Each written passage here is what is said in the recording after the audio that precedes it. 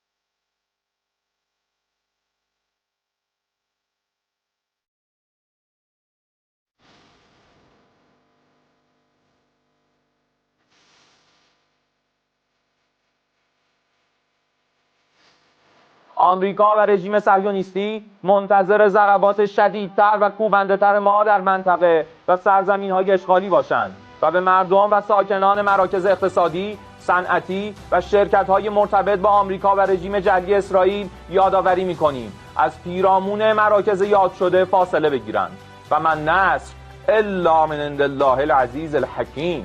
Israel harus menerima konsekuensi yang dibayar mahal. Di saat perang antara Iran dan Amerika masih bergejolak, Israel justru mencari gara-gara. Seorang intelijen Zionis membocorkan tempat penyimpanan nuklir milik Tehran yang berada di kawasan Gunung Pickaxe. Sontak saja, Donald Trump langsung menyiagakan armada secara penuh untuk membombardir kawasan tersebut.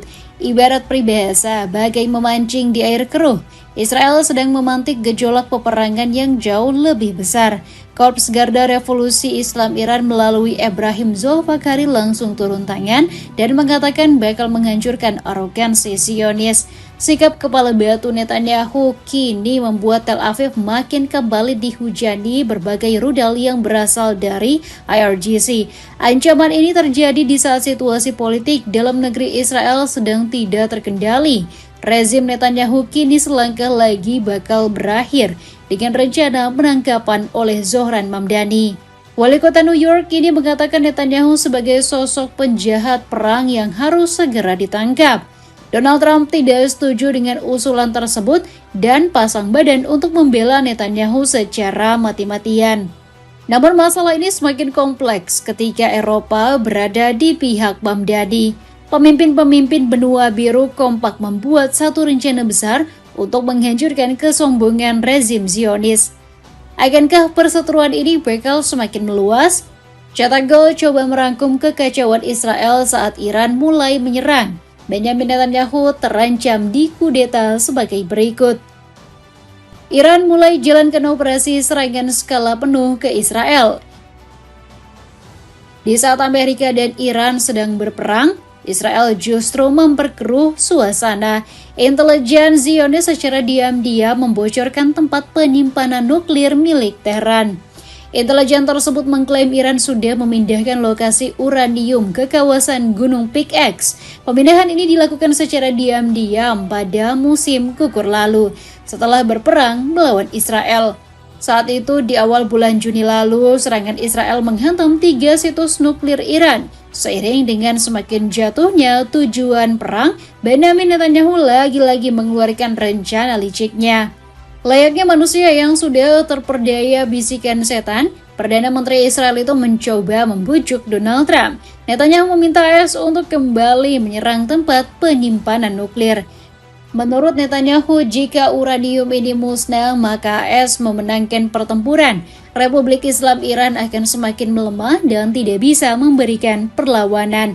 Israel sendiri sudah mengawasi kawasan Pickaxe sebagai tempat penyimpanan nuklir Iran. Tapi Zionis masih mengetahui sedikit informasi terkait aktivitas tersebut. Pasalnya, tempat penyimpanan uranium Iran berada di bawah tanah sehingga sulit dideteksi. Terlebih lagi, Iran dikabarkan menyimpan sekitar 440 kg uranium yang diperkaya. Kamu pastinya sudah tahu, apa langkah yang diambil oleh Donald Trump? Yap, Presiden Amerika Serikat ke-47 ini langsung terpedaya dengan bujukan maut Netanyahu.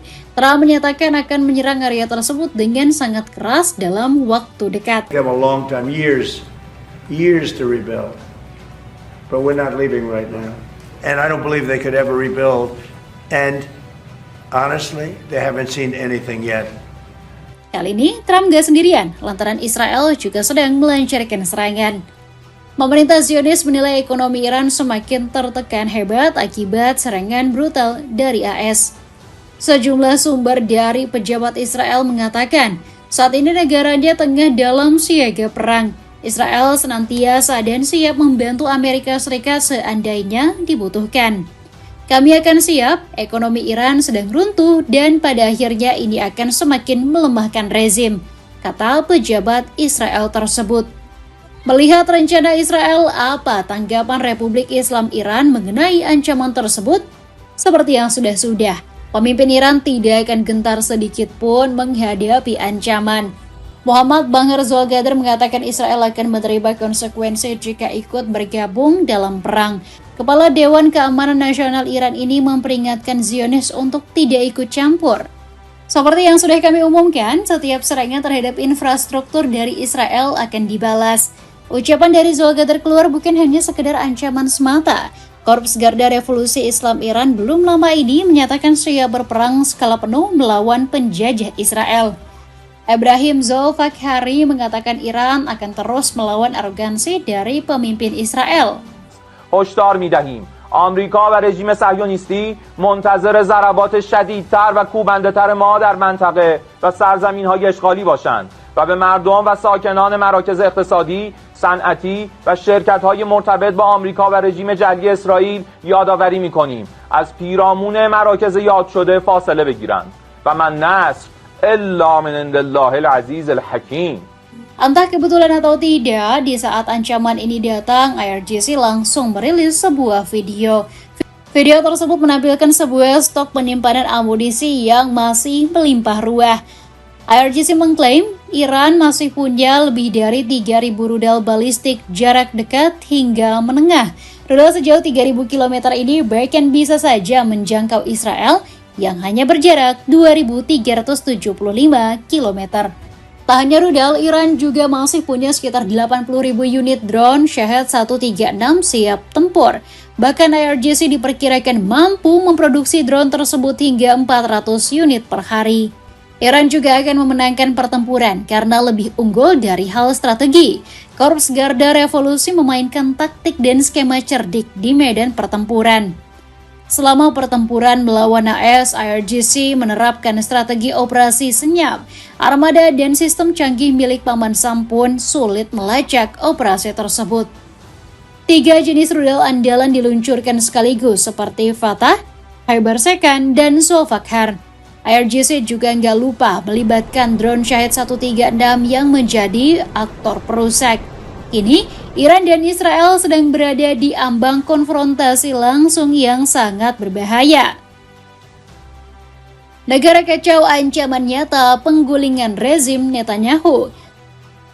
Satu hal yang perlu diketahui pejabat Israel sebelum ikut bertempur dengan AS melawan Iran, situasi dalam negeri dan politik negeri Zionis masih belum menunjukkan tanda-tanda mereda. Di tengah tekanan dari luar yang terus berdatangan, Benyamin Netanyahu menghadapi ancaman yang sangat serius. Zohran Mamdani secara tiba-tiba mengultimatum Perdana Menteri Israel ini.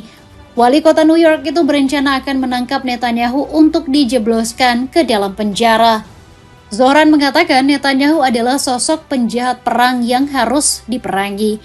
Ide liar ini ternyata bukan sekedar isapan jempol belaka. Zohran pun sudah menyusun berbagai skenario. Salah satunya menangkap Netanyahu saat kunjungan sidang PBB di New York pada bulan September mendatang. Zohran bahkan sudah berkoordinasi dengan kepolisian New York. Namun masih belum jelas apakah Zohran punya kewenangan mengenai hal tersebut. Tetapi berdasarkan berita yang beredar, pihak kepolisian New York siap menuruti perintah sang wali kota. Apapun yang diizinkan oleh hukum di kota New York, itulah yang akan kami lakukan. Namun kami tidak akan membuat hukum kami sendiri, kata pihak kepolisian New York. Ini bukan kali pertama Netanyahu sedang diburu untuk dimasukkan ke dalam penjara. Sebelumnya di bulan November 2024 lalu, ICC pernah mengeluarkan surat perintah penangkapan Netanyahu. Alasannya sama, pria kelahiran Tel Aviv ini dicap sebagai penjahat perang di jalur Gaza. Namun saat itu Netanyahu lolos dari penangkapan dengan alasan yang tidak begitu jelas. Bak sahabat Donald Trump langsung pasang badan dengan ancaman yang dikeluarkan Zohran. Kalau kita gambarkan Trump seperti peribahasa bara api bisa sampai jadi arang. Sang presiden tidak terima dan mengatakan Zohran tidak bisa menangkap Netanyahu. Benyamin Netanyahu tidak akan ditangkap dengan cara tahu bentuk apapun selama berada di Amerika Serikat, tegas Trump. Sebaliknya, Trump malah mengancam Zohran yang sudah berani ikut campur. Presiden kelahiran New York ini meminta sang wali kota untuk diam karena Netanyahu diklaim sedang berjuang.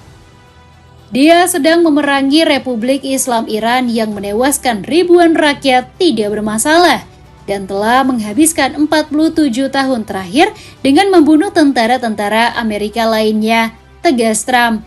Menurut Trump, satu-satunya pihak yang harus ditangkap adalah orang-orang yang menyeret Iran ke dalam pusaran kematian, termasuk para pemimpin-pemimpin yang dicap teroris.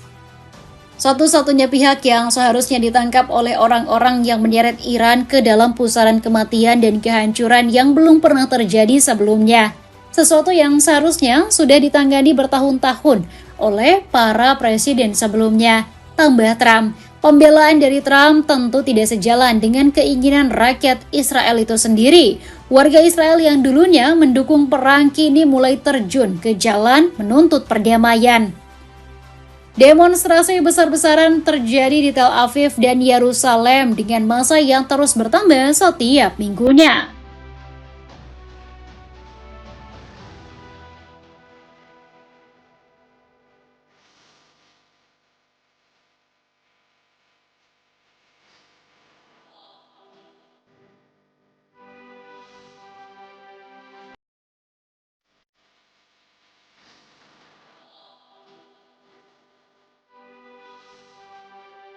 Jabatan Netanyahu pun gak lama lagi dikabarkan akan segera berakhir. Koalisi Netanyahu yang terdiri dari partai sayap kanan dan ultra-ortodoks terancam runtuh. Selisih suara anggaran yang sangat tipis 62-55 menunjukkan betapa rapuhnya dukungan yang dimilikinya. Anggota parlemen dari partainya sendiri mulai berani mengkritik secara terbuka. Mereka bilang Netanyahu lebih mementingkan kelangsungan politiknya daripada keselamatan rakyat yang sedang berperang. Naftali Bennett selaku mantan Perdana Menteri yang diperkirakan menjadi penantang utama sudah mulai bergerak. Dirinya menyebut anggaran yang baru diloloskan sebagai perampokan malam hari oleh pemerintahan yang rakus. Pengen sepatu sneakers yang sekaligus bisa dipakai jogging? Cobain sepatu dari Keeping, cek linknya di bawah ini. Rencana besar Eropa hancurkan kesombongan Zionis. Di saat ancaman Iran makin besar, kekuatan internal Israel justru sedang melemah secara drastis. Anggaran militer Israel dikabarkan mulai menipis akibat perang berkepanjangan di banyak front. Gubernur Bank Israel yakni Amir Yaron memperingatkan bahwa belanja pertahanan yang terus membengkak harus segera dikendalikan. Dirinya bilang Israel perlu menginvestasikan lebih banyak dana ke infrastruktur, alih-alih terus membiayai perang. Anggaran yang baru diloloskan parlemen dengan skor sangat tipis 6255 juga mendapat kritik keras. Yair Lapid memimpin oposisi menyebutnya sebagai pencurian terbesar dalam sejarah negara karena mengalihkan dana ke komunitas ultra-ortodoks. Ironisnya lagi, komunitas ultra-ortodoks yang mendapat anggaran tambahan 250 juta dolar justru menolak wajib militer. Di saat tentara Israel sangat kekurangan personel, kaum yang didanai negara ini nggak mau berperang. Eropa juga datang untuk melemahkan kekuatan Zionis. Spanyol secara resmi bilang gak mau lagi punya hubungan normal dengan negara yang melakukan genosida. Bukan cuma menarik duta besar, negeri Matador juga resmi menerima pengungsi dari Palestina. Ribuan warga Palestina yang kehilangan rumah dan keluarga di Gaza kini mendapat perlindungan di negeri Matador. Jerman yang merupakan sekutu terkuat Israel di Eropa juga mulai berbalik secara mengejutkan. Berlin mengancam tegas rencana Israel mencaplok tepi barat dan memperingatkan sanksi Uni Eropa kalau kekerasan berlanjut. Dengan turunnya banyak negara, sebenarnya Netanyahu tidak punya power. Perdana Menteri Israel ini mau nggak mau menghadapi berbagai tekanan yang berasal dari luar. Sialnya lagi, Amerika justru menusuk Israel dari dalam. Wakil Presiden yaitu J.D. Vance secara terbuka membongkar upaya Israel menggagalkan kesepakatan damai AS dengan Iran. Vance bilang Israel secara aktif bekerja di balik layar buat menghancurkan negosiasi yang sudah susah payah dibangun Washington.